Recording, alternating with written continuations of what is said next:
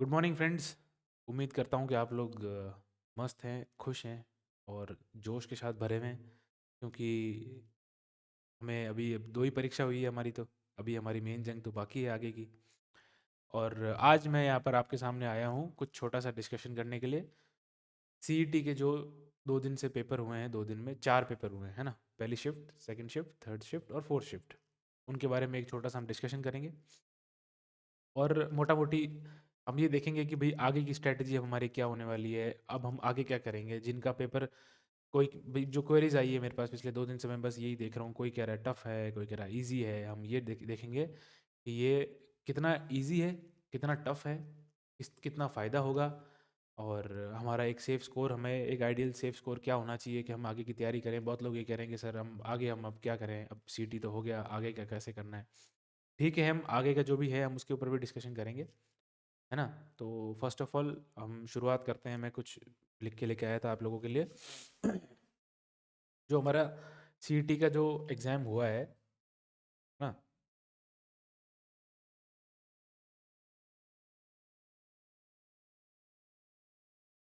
जो सीईटी का हमारे ऑल शिफ्ट एनालिसिस हम थोड़ा-सा पहले एक बार देख लेते हैं कि इसमें हम जो मेन क्वेरीज़ यही आई है कि जो फर्स्ट शिफ्ट और थर्ड शिफ्ट है, इन दोनों के जो बच्चे हैं जिन्होंने फर्स्ट शिफ्ट और जिनकी थर्ड शिफ्ट थी, उन लोगों की ये क्वेरीज़ है कि सर हमारा पेपर फिर भी ठीक है, लेकिन जो सेकंड शिफ्ट और फोर्थ शिफ्ट वाले जो कह रहे हैं कि हमारे साथ अन्याय हो गया, हमारा पेपर टफ आ गया, अब हम क्या करेंगे, हमारा क्या स्कोर रहेगा। तो आप लोगों को मैंने कल भी कहा था कि आप लोग बेफिक्र रहिए, चिंता मत करिए। आप लोगों ने अगर पढ़ाई की है, मेहनत की है, तो आपका सिलेक्शन कोई नहीं रोक सकता। अगर हम पहली शिफ्ट की बात करें, ठीक है, तो वो ईजी टू मॉडरेट है, सबसे मेन चीज़। ठीक है, उसमें जो 300 क्वेश्चन है, उसमें से जो 150 क्वेश्चन है, 150 क्वेश्चन में से लगभग मैं जितना जो एक एवरेज निकल के आ रहा है कि भाई 80-85 लगभग सही हो रहे हैं लोगों के। ठीक है, ये जो शिफ्ट है इसके आगे मैंने एक स्टार लगाया है। ठीक है, स्टार लगाया है इसलिए क्योंकि मैं इसके बारे में थोड़ा लास्ट में बात करूंगा। पहले मैं third shift, easy to moderate, और जो ये फोर्थ शिफ्ट है, ये फोर्थ शिफ्ट जो है ना हमारी, ये फोर्थ शिफ्ट जो है,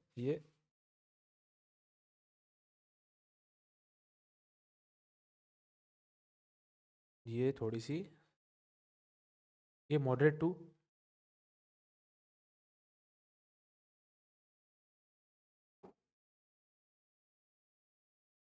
ये मॉडरेट टू थोड़ी डिफिकल्ट है।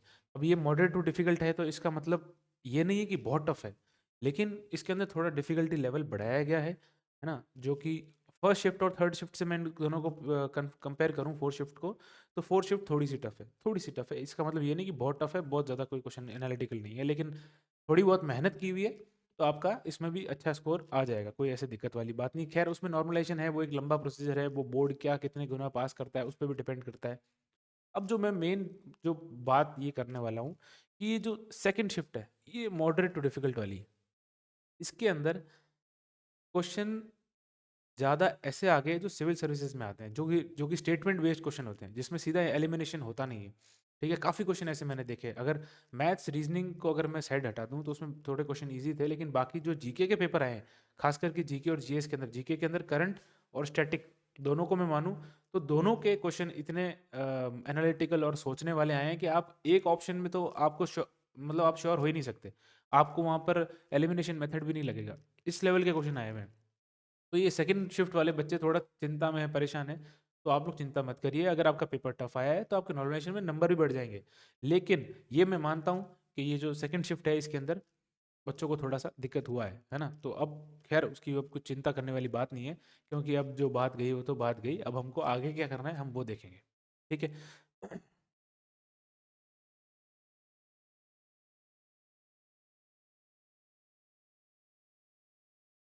ये स्ट्रगल कर रहा हूँ मैं इस बोर्ड के साथ, खैर इसको छोड़ो आप।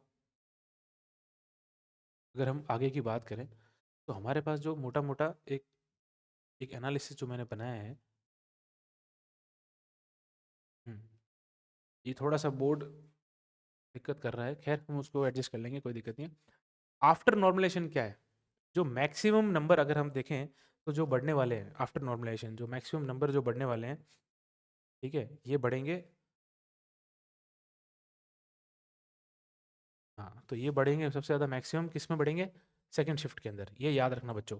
ये तुम्हारे लिए सबसे इंपॉर्टेंट चीज़ है कि जो सेकंड शिफ्ट के अंदर जो नंबर बढ़ेंगे ना वो मैक्सिमम बढ़ेंगे। क्यों? क्योंकि डिफिकल्ट है, टफ है, और एनालिसिस के ऊपर पेपर जो अगर देखा जाए तो सेकंड शिफ्ट के अंदर ऐसे क्वेश्चन है जो कि सिविल सर्विसेज में ज़्यादा पूछे जाते हैं, जो कि एक नॉर्मल ग्रेजुएशन पात्रता के लिए ऐसे क्वेश्चन नहीं पूछे जाते हैं जो इसमें डाल दिए गए हैं। लेकिन वो आपको नॉर्मलाइजेशन में बढ़ जाएंगे, उसकी आप चिंता ना करें। कल से बहुत बच्चों ने कर रखा है कि सर सेकंड शिफ्ट वालों के साथ ये हो गया है, वो हो गया है। कुछ नहीं हुआ है। आपके नंबर, अगर पेपर टफ है तो नंबर भी सबसे ज़्यादा आपको ही मिलेंगे बढ़ के। ठीक है। अब जो टोटल पेपर था वो कितने नंबर का था? 300 नंबर का। ठीक है। अगर 300 नंबर का पेपर है तो आप ये एक चीज़ आप दिमाग में डालो कि जो सीईटी का पेपर है ये कोई आपको नौकरी नहीं देगा। ये आपको सिर्फ और सिर्फ एक भीड़ से अलग कर रहा है। जब भीड़ से अलग करता है तो बोर्ड का मैक्सिमम ध्यान इस चीज़ पे रहता है कि हम ऐसे नंबर पे क्वालिफाई करें बच्चों को जो ज़्यादा हो। ठीक है, ताकि बच्चों में भी नाराज़गी ना हो। और ये पहली बार हुआ है स्टेट के अंदर ये एग्ज़ाम, ये पहले नहीं होता था, ये पहले वो पहली बार हुआ है। तो काफ़ी लोगों का इसका एक्सपीरियंस नहीं है, नया पेपर है, 4 शिफ्ट में हो रहा है, तो कौन सा पेपर टफ है, कौन सा ईजी है, उसका मुद्दा भी चलेगा। तो इसलिए बोर्ड इसमें ये करेगा कि जो कट ऑफ है वो कोशिश ये करेगा कि एक जो सेट कर रखी है उससे कम ही करे, है ना। अगर मैं ये कहता हूँ कि अब वो डिपेंड किस पे करता है कि 15 गुना पास करेंगे या 20 गुना पास करेंगे। ठीक है, अब अगर 15 गुना पास करते हैं तो काफ़ी बच्चों का हो जाएगा, और अगर 20 गुना पास कर देते हैं तो लगभग लगभग मतलब काफ़ी ह्यूज नंबर हो जाता है और उसमें काफ़ी लोगों को पास कर देंगे। तो आप इस चीज़ के टेंशन मत लीजिए कि हमारे साथ अब क्या होगा, अब हमारे 15 गुना बढ़ेंगे कि 20 गुना, हम कितना हम पास होंगे कि नहीं होंगे। लेकिन एक आइडियल स्कोर अगर मैं मानूँ, ठीक है, देखो फर्स्ट शिफ्ट वाले, ये शिफ्ट वाले बाद में बात करेंगे हम, लेकिन एक आइडियल स्कोर जिस किसी भी शिफ्ट का हो, चारों शिफ्ट में किसी भी शिफ्ट का हो, अगर 160 प्लस बन रहे हैं तो आपको 100% तैयारी करनी है आगे की। ठीक है, और इसमें हम कॉमर्स वालों के लिए, मैंने कहा है आपको, कॉमर्स वालों के लिए मैं बाद में लास्ट में ना 5 मिनट एक डिस्कशन करूंगा जो कॉमर्स वालों के लिए इंपॉर्टेंट होगा।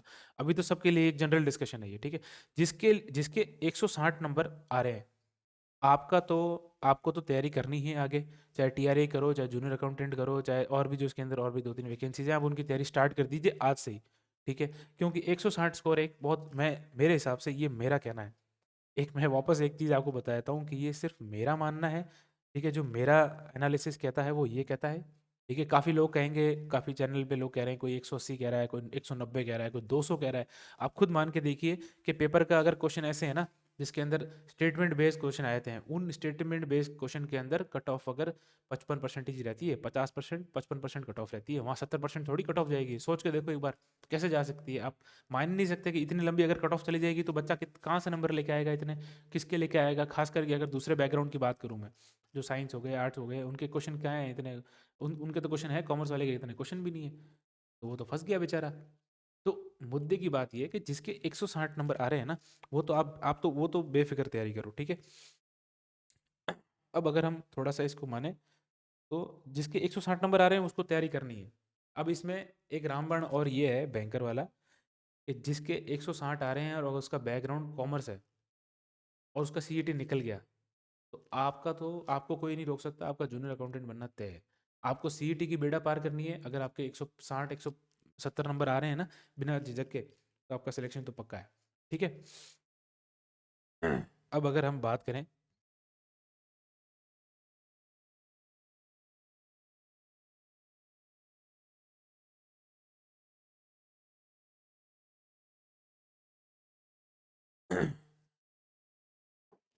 अब अगर एक मिनट,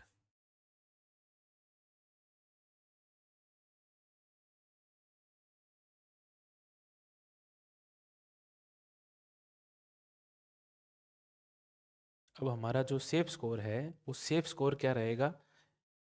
ठीक है, सेफ स्कोर अगर हम मैं मानूँ तो उसमें मैंने 160 लिखा है, लेकिन यहाँ पर मैंने, अगर आप ध्यान देंगे तो मैंने क्या लिखा है, 150, 150 लिखा है। ठीक है, अभी 150 मैंने क्यों लिखा है, वहाँ 160 क्यों लिखा है? वहाँ मैंने क्या बात करी थी, ओवरऑल जिसके आ रहे हैं। ठीक है, लेकिन मैं कहता हूँ जिसके सेकंड शिफ्ट में भी अगर मैं मानूँ, सेकंड शिफ्ट के अंदर जिस बच्चे के 65 प्लस भी सही हो रहे हैं क्वेश्चन, ठीक है, वो तो तैयारी वो तो तैयारी स्टार्ट कर दो।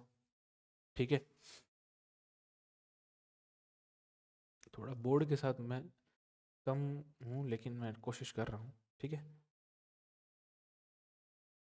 जिसके 65 क्वेश्चन सही हो रहे हैं ना सेकंड शिफ्ट वाले के, वो तो तैयारी, मतलब आप लोग तैयारी तो करना स्टार्ट कर दो, क्योंकि 65 प्लस भी अगर किसी के सही हो रहे हैं तो वो एक्चुअली बॉर्डर पे मानूंगा मैं उसको, लेकिन उसके क्वेश्चन इतने सही हो जाएंगे कि इसका स्कोर लगभग 130 के प्लस चला जाएगा, और मैं 130 से लेके 100 मतलब 130 से लेके 160 के बीच में स्कोर मानूंगा सेकंड शिफ्ट वालों का। ये मैं सेकंड शिफ्ट वालों के लिए इसलिए अलग से लिख रहा हूँ क्योंकि सबसे ज़्यादा क्वेरीज भी इनकी आ रही है, क्योंकि पेपर बेचारों इनका टफ आया है, तो यही थोड़ा टेंशन में है। फर्स्ट वालों का इतना टफ नहीं है, थर्ड वालों का इतना टफ नहीं है, फोर्थ वालों का थोड़ा टफ है, मॉडरेट है, लेकिन ठीक है। तो इनके 65 प्लस से ज़्यादा सही हो रहे हैं तो आप लोग तो चिंता करिए ही मत, आप लोग तो एक सेफ स्कोर में आ गए। ठीक है, अब हम बात करेंगे 65 प्लस का depends on how many number of students qualify. Qualify मतलब अब 15 गुना करेंगे, ठीक है, 15 गुना कर दिया तो मैं तो कहता हूँ ये जिसके 60 प्लस क्वेश्चन 65 प्लस क्वेश्चन सही हो रहे हैं वो अपना नंबर पक्का लगा लो। अब मान लो उन्होंने 10 गुना ही पास किए है तो कट ऑफ बढ़ जाएगी, लेकिन जिन बच्चे, अब काफ़ी लोग ऐसे होंगे आपके दोस्तों में होंगे, कोई आप मिलने वालों में होंगे जिनके नंबर 200 आ रहे हैं, कोई कह रहा है मेरे 220 आ रहे हैं, 240 आ रहे हैं, जितने नंबर आ रहा है स्कोर आ रहा है, कोई कह रहा है 180 आ रहे हैं। अब यार 180 से लेके अब अगर अगर आप 200 नंबर का स्कोर बताओ तो ये कौन हो गए? ये 200 प्लस वाले तो टॉपर्स हो गए, ये तो टॉपर्स में आएंगे, ठीक है। इनका तो मैं बात नहीं कर रहा हूँ, और इनका हमेशा नंबर कम होता है। ये आप जिनके 200 नंबर आ रहे हैं ना, 100, एक 220, 240, 250 ऐसे नंबर जिनके आ रहे हैं, वो लोग, उनकी संख्या कम है। आप लोग इतना चिंता में लोड में मत आइए कि मेरे इनके 200 आ रहे हैं, मेरे तो 160 ही आ रहे हैं, मेरे तो 150 ही आ रहे हैं, तो आप उसकी चिंता मत करिए। 150 अगर आपके आ रहे हैं, लेकिन आप सेकंड शिफ्ट के हो, आप फोर्थ शिफ्ट के हो, आपके नॉर्मलाइजेशन से नंबर बढ़ जाएंगे, ठीक है। ये हो गई हमारी कट ऑफ वाली बात। अब हम आगे क्या करेंगे, व्हाट नेक्स्ट, ठीक है।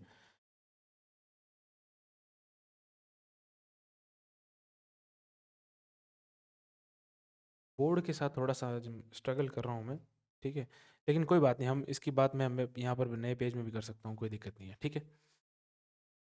अब अगर मैं मान के चलूँ, ठीक है, नाउ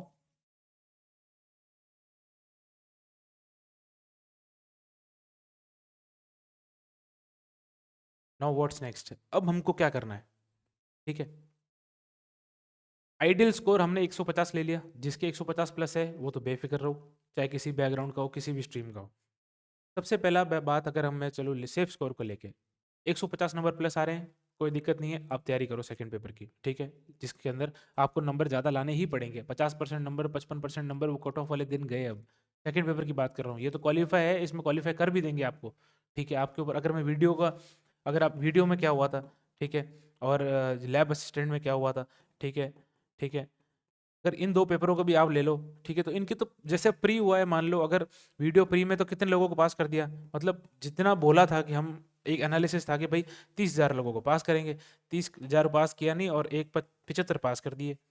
तो ठीक है, तो ये भी एक ये तो एक नौकरी का एग्जाम था ना, ये तो क्वालिफिकेशन एग्जाम है, ठीक है, इसमें आपको बेझिझक पास करेंगे, लेकिन एक मिनिमम क्राइटेरिया डालेंगे ताकि जितनी वैकेंसीज हैं नोटिफिकेशन के अंदर उसके बेस पे करेंगे। लेकिन कई बार बोर्ड इसका विद्रोह ना हो, काफ़ी बच्चे जो होते हैं खिलाफ भी हो जाते हैं कि हमारा जीके का तो इतना एक्सपर्टीज है ही नहीं, आपने इतना स्कोर बढ़ा दिया। इसलिए मैं कह रहा हूँ कि 150 नंबर जिसके आ रहे हैं, या 150 से 160 प्लस जिसके आ रहे हैं, वो आप लोग तैयारी करना स्टार्ट कर दीजिए सेकंड वाले पेपर की आज से ही, बेझिझक बिना रुके, ठीक है। क्योंकि जितना टाइम वेस्ट करोगे इन चिक्रों में कि भाई पास होऊंगा या नहीं होऊंगा, और अभी तो ये साल, अभी हम इसके बारे में भी आगे बात करेंगे कि आगे हमें नेक्स्ट स्ट्रेटजी हमें क्या अपनानी है, ठीक है। अब सेफ स्कोर मैंने बता दिया आपको, सेफ स्कोर जब मैंने बता दिया आपको, तो अब अगली बात जो हम करने वाले हैं वो हम बात करेंगे कि भैया, बहुत लोग कह रहे हैं कि सर आप ये बताओ कि रिजल्ट कब तक आएगा, उस बेसिस पे हम तैयारी करेंगे, ठीक है, कि भैया जितनी जल्दी रिजल्ट आएगा उतना जल्दी हम तैयारी स्टार्ट कर देंगे सेकंड पेपर की, और जितना लेट आएगा उतना हमें और टाइम लगेगा। मैं ये कहता हूँ कि रिजल्ट बहुत जल्द आ जाएगा, ठीक है, क्योंकि जितना जिस बोर्ड बोर्ड जिस स्पीड से चल रहा है, बोर्ड यही चाहता है कि जितना जल्दी रिजल्ट आए, क्योंकि उनको मेन एग्जाम तो वो करवाना है। सीईटी अभी सेकंड होगा, पहले पहले सेकंड फरवरी मार्च तो रुकना ही पड़ेगा आपको, ठीक है। और मार्च के बाद में इलेक्शन वाले प्रोसीजर स्टार्ट हो जाएंगे, गवर्नमेंट ऑफिशियल्स काफ़ी ड्यूटियाँ इधर उधर लग जाएगी उनकी, उससे पहले बोर्ड क्या करेगा, सीईटी का एग्जाम तो रिजल्ट आपको डिक्लेयर कर देगा। सीईटी का रिजल्ट मैं तो मानता हूँ कि मार्च एंड तक लेके चलो आपका, ये लोग रिजल्ट डिक्लेयर कर देंगे ग्रेजुएशन वाले का, सीईटी ग्रेजुएशन वाले का। उससे ये फायदा हो जाएगा, जितना जल्दी रिजल्ट आएगा उतना ही जल्दी आपके टीआरए की वैकेंसी आ जाएगी, जूनियर अकाउंटेंट की वैकेंसी आ जाएगी। उसमें ये फायदा हो जाएगा कि जितना, एक तो आपको टाइम अच्छा मिल ही रहा है, मैं तो कहता हूँ 150 वाले जिसका स्कोर है प्लस स्कोर है और कॉमर्स का है, आप तो जूनियर अकाउंटेंट बन गए। ये ठीक है, ये आज मेरे से आज ही लिखा लो, इस वीडियो को बाद में प्ले कर देना। जिसका 150, जिसका सीटी क्लियर हो गया और वो जूनियर अकाउंटेंट की तैयारी कर रहा है काफ़ी टाइम से, अब और या फिर अभी से जो तैयारी करना चाहता है जूनियर अकाउंटेंट की, वो तो, और सीटी क्लियर कर लिया उस बंदे ने, तो उसका तो काफ़ी अच्छा मजबूत स्थिति में है। जोश बना के रखो, आप लोग तो लगे रहो, आपका सिलेक्शन कोई नहीं रोक सकता, ठीक है ना। ये बिंदास रहो आप लोग तो। जूनियर अकाउंटेंट आप लोग टीआरए या जूनियर अकाउंटेंट में सिलेक्शन आपका पक्का है, ठीक है। आपको सीईटी की बेड़ा पार करनी है और आप लोगों ने बहुत मेहनत करी है और बहुत अच्छे स्कोर आ रहे हैं बच्चों के, मैं देख रहा हूँ। 150 प्लस वाले तो तैयारी करते रहो, ठीक है। अब हमने रिजल्ट वाली बात कर ली। रिजल्ट वाला मेरा एक मानना है कि मार्च एंड है, उसके बहुत सारे कारण है। देखो गवर्नमेंट भी अभी काफ़ी बिजी रहने वाली है, ये इलेक्शन ईयर है, ठीक है। इलेक्शन ईयर है तो उनको काफ़ी चीज़ों के अंदर, अभी बजट भी आने वाला है, बजट में इतनी वैकेंसीज आएगी कि आप लोग खुद सोचोगे कि सर ये दें या ये दें, कन्फ्यूजन हो जाएगा इतना, ठीक है। तो वैकेंसीज बहुत आने वाली हैं, आप लोग कमर कस लो, ठीक है, हिम्मत जुटा लो। कंटेंट अच्छा मिलेगा आपको इस चैनल पे, कंटेंट हम प्रोवाइड करते रहेंगे, उसकी आप चिंता ही मत करो। स्ट्रैटेजी हमने अभी, हम स्ट्रैटेजी वाला वीडियो भी और ले आएंगे कि हमको अब आगे क्या करना है, ठीक है। थोड़ा बहुत मैं भी डिस्कशन भी कर लूँगा, आप लोग बस लगे रहो, ठीक है। 150 स्कोर वाला तो बेड़ा पार है आपकी तो, ठीक है। अब एक चीज़ और कि भैया, इलेक्शन प्लस बजट। अब आप सोच रहे होगे कि पेपर का हम तो एनालिसिस कर रहे थे, ये इलेक्शन और बजट का हम डिस्कशन क्यों कर रहे हैं। भाई साहब, ये आपके जो इलेक्शन और बजट है ना, ये आपके सीधा पेपर से लिंक है। ये पेपर से इसलिए लिंक है इसका, क्योंकि जब गवर्नमेंट का क्या होता है ना, कि जब चुनावी साल होता है ना, तो वो कोशिश ये करती है कि भैया जितना ज़्यादा वैकेंसी हो वो दे सके, और जो जो चल रही है लाइन में वैकेंसी, जो पाइपलाइन में जो वैकेंसीज हैं, उनको और हम उनका नंबर बढ़ा दें, ठीक है। उसमें 100 कारण होते हैं वैसे, लेकिन उसका मेन कारण यही होता है कि जो यूथ है, अब हम यूथ को अभी भाई, जो हमारे आदरणीय सीएम साहब हैं, वो ये कह रहे हैं कि हम इनके अंदर आपको वैकेंसीज और देंगे, ये तो साल ही यूथ का होने वाला है। तो आप लोग तो ये मत सोचना कि अभी जैसे 1900 वैकेंसी है जूनियर अकाउंटेंट की, ये बढ़ भी सकती है, ठीक है। जिस हिसाब से जो डिजिटलाइजेशन हो रहा है ऑफिसेज का, उनके अंदर ये बंदे चाहिए, जूनियर अकाउंटेंट्स वहाँ पे काम हो नहीं रहा है, फाइलें चाहिए, फाइलें बनाने वाले बंदे चाहिए, इनकी वैकेंसी बढ़ भी सकती है, ठीक है। और टीआरए की तैयारी, जूनियर अकाउंटेंट की तैयारी आप लोग शुरू कर दो, जिनका सीटी निकल रहा है, अच्छा स्कोर आ रहा है, लगे रहो। आज से कभी भी इसका नोटिफिकेशन आ जाएगा, कभी पेपर हो जाएगा, ठीक है। कोशिश इनकी यही रहेगी कि जल्दी कराएंगे हम, ठीक है।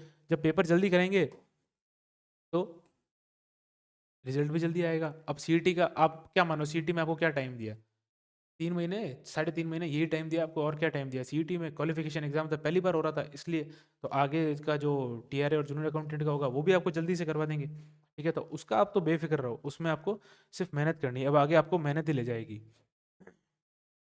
अब हमारी आगे की स्ट्रेटेजी क्या होनी चाहिए एज ए स्टूडेंट।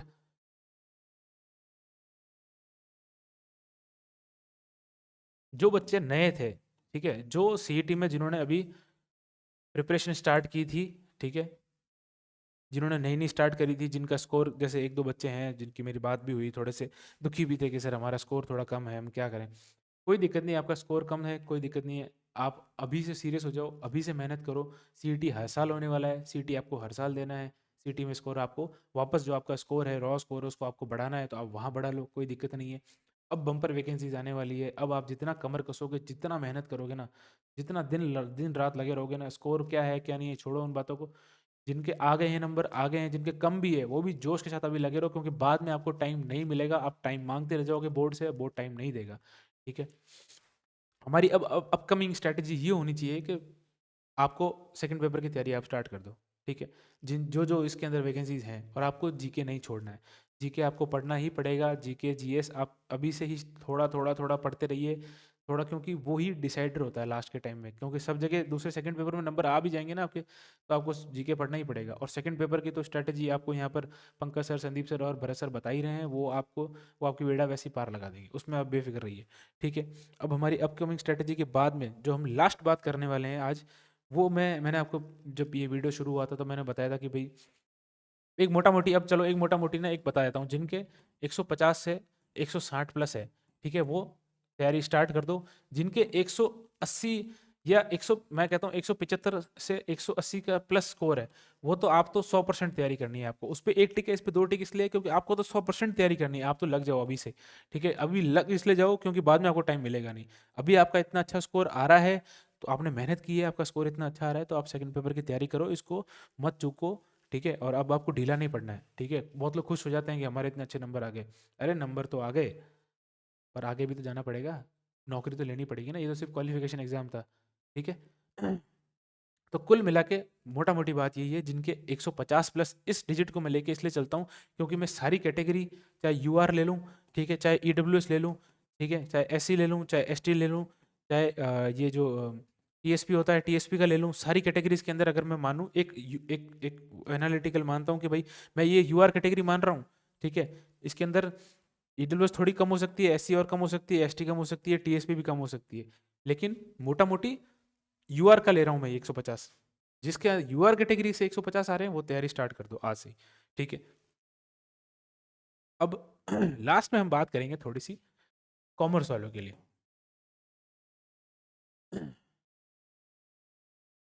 अब कॉमर्स स्टूडेंट्स के लिए वैसे बात करने वाली सारी जो मैंने बात है, मोटा मोटी सारी बात मैंने कर दी है, ठीक है। मेहनत करोगे तो कॉमर्स वाले पीछे नहीं रहेंगे, उनका भी सिलेक्शन हो जाएगा। आप लोगों के लिए स्पेशली मैं लास्ट में 5 मिनट इसलिए बात कर रहा हूँ क्योंकि कुछ डायरेक्ट प्रैक्टिकल बात है, इधर उधर की हवा वाली बात नहीं है, प्रैक्टिकल बात बताऊंगा, ठीक है, जो आपको बहुत हेल्प भी करेगा, ठीक है।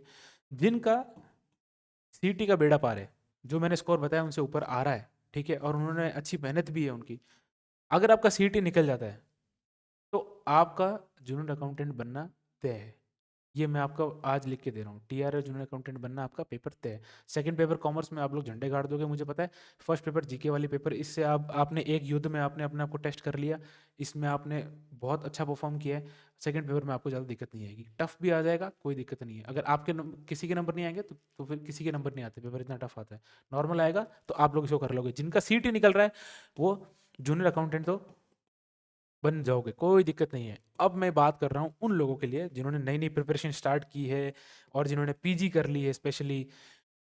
अब आपके लिए एक मुद्दा ये है कि जूनियर अकाउंटेंट टीआरएस सीईटी जिनका हो गया वो तो लगे रहो, उनको तो रुकना ही नहीं है, एक आपको एक दिन भी वेस्ट नहीं करना है, ठीक है। अब जिनकी पीजी हो रखी है लेकिन जिनका सीटी नहीं निकला है किसी कारणवश और बहुत कम स्कोर आ रहा है, एक मतलब बिल्कुल कम स्कोर आ रहा है, उनके लिए हम वैसे बातचीत, हम उनसे कांटेक्ट में हैं, बात भी कर रहे हैं, कोई दिक्कत नहीं है। लेकिन इतना कम स्कोर है कि आपका सीटी आपको पता है क्वालिफाई नहीं होगा, ठीक है। तो हमको एक दूसरा जो दूसरा एक प्लान भी होता है वो प्लान भी तो लेके चलना पड़ेगा। और प्लान भी मैं इसलिए बता रहा हूँ, एक प्रैक्टिकल चीज़ है कि हम किसी के ऊपर लग तो नहीं सकते, किसी के भरोसे तो रह नहीं सकते। और ये जो साल है, ये सेंट्रल गवर्नमेंट अगला साल और स्टेट गवर्नमेंट के लिए ये वाला साल चुनावी साल है, इनके अंदर बहुत वैकेंसीज आएंगी। कंसिडरिंग अबाउट सबसे इंपॉर्टेंट जो संदीप सर ने कल आपके लिए वीडियो संदीप सर लेके आए थे, जो असिस्टेंट प्रोफेसर वाला जो उन्होंने जो आ रही है वैकेंसी, ठीक है, जिसके लिए आपको नेट तो क्वालिफाई करना पड़ेगा। तो नेट के लिए आप लोग तैयारी अभी से शुरू कर दो, बाद में टाइम मिलेगा नहीं, फॉर्म आए हुए हैं। और बाद में असिस्टेंट प्रोफेसर की वैकेंसी आएगी, स्कूल लेक्चरर की वैकेंसी आएगी। तो आप कॉमर्स वालों को इसमें ये फ़ायदा हो जाएगा। अगर उनका बाई चांस किसी कारणवश रह गया है तो हताश नहीं होना है, हिम्मत आपको बनाए रखनी है और मस्त रहना है। खुश दिल, जितना खुश दिल रहोगे ना, सारा पॉजिटिविटी दिमाग में चलेगा और ज़्यादा मेहनत कर पाओगे, ठीक है। किसी इधर उधर की सुना मत करो, एक तो रिश्तेदारों की पड़ोसियों की सुना मत करो ज़्यादा, क्योंकि वो लोग क्रिटिसाइज ही करने आते हैं, ठीक है। तो क्रिटिसिज्म अपने को सुनना नहीं है किसी का, सिर्फ पॉजिटिव लोगों से, जो प्रैक्टिकल लोग हैं उनसे बात करो, दोस्त यारों से बात करो। जो हम गाइडेंस आपको दे रहे हैं वो गाइडेंस आप एकदम शांत दिमाग से लीजिए, मेहनत कीजिए, आपका सिलेक्शन पक्का होगा। ये पीजी वाला मैं लास्ट में इसलिए बता रहा हूँ आपको, जिनके पीजी हो गई है आप लोग नेट की तैयारी कीजिए, ठीक है। संदीप सर, भरत सर और पंकज सर आपके लिए दिन रात मेहनत कर रहे हैं, कंटेंट आपके लिए एक नंबर कंटेंट आ रहा है आपके लिए। उस कंटेंट को अगर आप पढ़ के नेट जीआरएफ क्लियर कर लेते हो, पहली बात तो नेट करते हो तो आपको आप एग्जाम के लिए एलिजिबल हो ही, जीआरएफ प्लस हो जाती है, ठीक है। तो आपको घर बैठे बैठे 36,000 38,000 जितना भी जो भी गवर्नमेंट का पे स्केल है वो दे रही है। आपको पढ़ने में मोटिवेशन मिल जाएगा, आपको समय भी मिल जाएगा, आपको पढ़ने के लिए मोटिवेशन भी आ जाएगा, और कॉमर्स की वैकेंसीज भी आ रही है। मेन मुद्दा यही है, और कॉमर्स की वैकेंसीज आ रही है, आप लोग बस मेहनत करते रहो, ठीक है। और पीजी में जिनकी पीजी हो गई है स्पेशली उनके लिए मैं बता रहा हूँ कि आप लोगों को तो नेट के लिए जाना ही है। Net is a good option, ठीक है। नेट को आपको छोड़ना नहीं है, सीरियसली लेना है इस चीज़ को, क्योंकि नेट जेआरएफ अगर आपकी निकल जाती है तो आपके लिए जेआरएफ वाला एक ऑप्शन आपके लिए रहेगा ही, ठीक है। आप असिस्टेंट प्रोफेसर के लिए एलिजिबल हो, आप स्कूल लेक्चरर के लिए एलिजिबल हो, सेंटर वाली और आ रही है उसके लिए भी आपको एक दुगना फ़ायदा हो जाएगा। तो यहाँ पर अब मोटा मोटी हमने सीईटी के बारे में डिस्कशन कर लिया, और लास्ट में मैंने नेट जेआरएफ का भी इसलिए बताया है आपको क्योंकि इसके ऊपर संदीप सर, पंकज सर और भरत सर आपको ज़्यादा स्पेशली बताएंगे, लेकिन मैंने इसलिए एक आपको यहाँ प्रैक्टिकल बात करी क्योंकि देखो, स्टूडेंट को जो स्टूडेंट के लिए सही है हम उसको वो बताते ही हैं, प्रैक्टिकल चीज़ को बताना ज़रूरी है। किसी भी तरह के भ्रम में रखना नहीं है कि हाँ भैया आपके 40 नंबर आ रहे हैं 300 में से, कोई दिक्कत नहीं, आपका सीईटी निकल जाएगा। ये इम्प्रैक्टिकल बात मैं नहीं करूँगा, ठीक है? 40 नंबर आ रहे हैं बेटा, मुश्किल है, सीधी सी बात है। अगर आपके 150 प्लस नंबर आ रहे हैं 300 में से, गुड, यू परफॉर्म वेल, आप आगे की तैयारी करो, सीधी सी बात है। अगर नहीं आ रहे हैं तो अभी से लग जाओ, बांध लो, कफन बांध लो और लग जाओ, और नेट जेआरएफ निकाल लो, बहुत हेल्प हो जाएगा तुमको, पढ़ने का मोटिवेशन भी मिल जाएगा, ठीक है? और आगे के एग्जाम ना चुटकियों में निकल जाएंगे, पता भी नहीं चलेगा, ठीक है? तो मोटा मोटी अब लास्ट में जो हमने डिस्कशन करना था वो कर लिया है।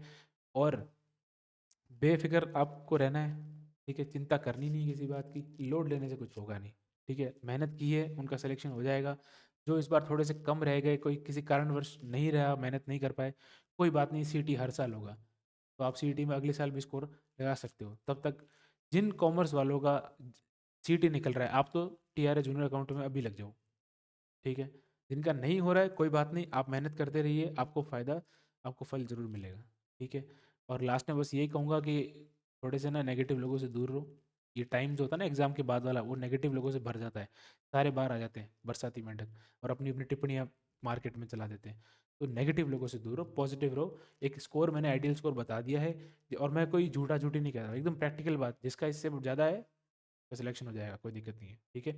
बेफिक्र रहो, मस्त रहो, चाहे किसी भी स्ट्रीम से हो आप, आपने सीटी क्लियर किया है, आप आगे की वैकेंसी की तैयारी करो, पॉजिटिव रहिए, खुश रहिए, मस्त रहिए। और भी अगर कुछ मुझे लगेगा इन्फॉर्मेशन आपको चाहिए तो आप पहली बात तो कमेंट में मुझे बता सकते हैं, आपको किस चीज़ के बारे में क्या जानना है, किस चीज़ का और आपको एनालिसिस करना है, कोई डिस्कशन करना है, तो हम वो भी करेंगे। और खुश रहिए, मस्त रहिए, जितना जोश के साथ रहेंगे उतना ही ज़्यादा सक्सेसफुल हो जाएंगे, ठीक है? तो इसी के साथ अलविदा चाहता हूँ, और हम वापस मिलेंगे। अगर कोई और आपको डाउट है, डिस्कशन करना है, कमेंट में आप कमेंट बॉक्स में आप कुछ भी कमेंट करके आप मुझे इस बारे में पूछ सकते हैं, क्वेरी कर सकते हैं, ठीक है? तो थैंक यू, और मुस्कुराते रहिए, हंसते रहिए, जोश के साथ रहिए, ठीक है? ये साल हमारा ही है। Thank you.